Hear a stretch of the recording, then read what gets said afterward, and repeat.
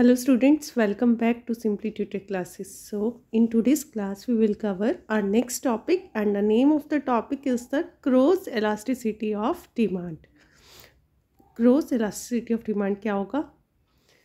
अगर हम cross elasticity of demand की बात करें तो एक ऐसी इकोनॉमिक एक्टिविटी है क्रॉस elasticity of demand जो कि क्या मेज़र करती है responsiveness in the quantity demanded of one good when the price for another good changes. मतलब दो कमोडिटीज़ लेकर चल रहे हैं हम यहाँ पर एक्स और वाई, ठीक है।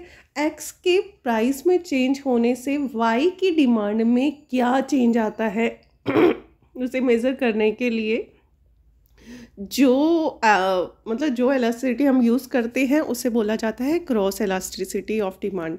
अभी तक हमने प्राइस इलास्टिसिटी की बात की थी, इनकम इलास्टिसिटी की बात की थी। क्रॉस इलास्टिसिटी क्या ले रही है? पहले दो चीज़ें ध्यान में रखनी है। पहले कि हमने दो गुड्स लेनी है अलग अलग, एक्स और वाई। वो गुड्स सब्स्टिट्यूट गुड्स भी हो सकते हैं और कॉम्प्लीमेंट्री गुड भी हो सकते हैं। उनके बीच क्या रिलेशन रहेगा वो मैं नेक्स्ट स्लाइड्स में आपको बताऊंगी।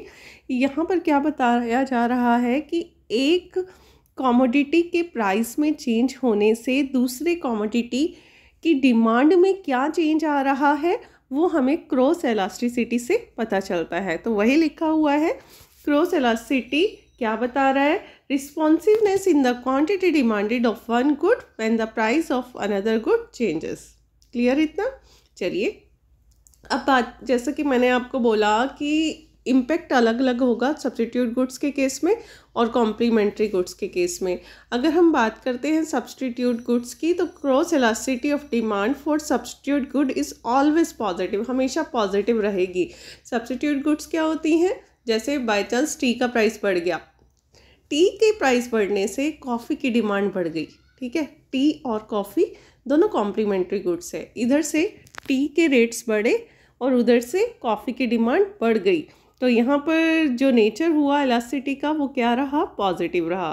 तो cross elasticity of demand for substitute good is always positive, क्योंकि अगर एक गुड के दाम या प्राइस इंक्रीज होते हैं तो उसका इम्पेक्ट पड़ता है दूसरे गुड की डिमांड का इंक्रीज होने पर।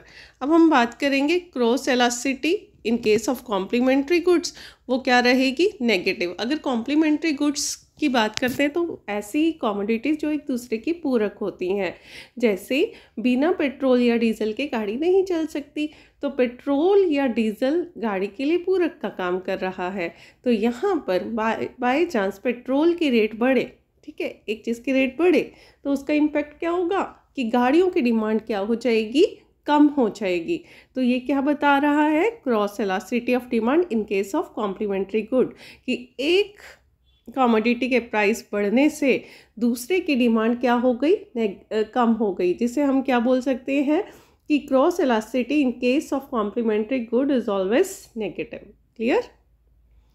तो ये था, और एक ऐसे ये था हमारा क्रॉस इलास्टिसिटी ऑफ डिमांड। अगर अभी भी कोई डाउट है, कोई क्वेश्चन है, कोई क्वेरी है तो आप अपना क्वेश्चन कमेंट बॉक्स में डालकर पूछ सकते हैं। इसके साथ ही आज की क्लास यहीं वाइंड अप करते हैं। Thank you so much.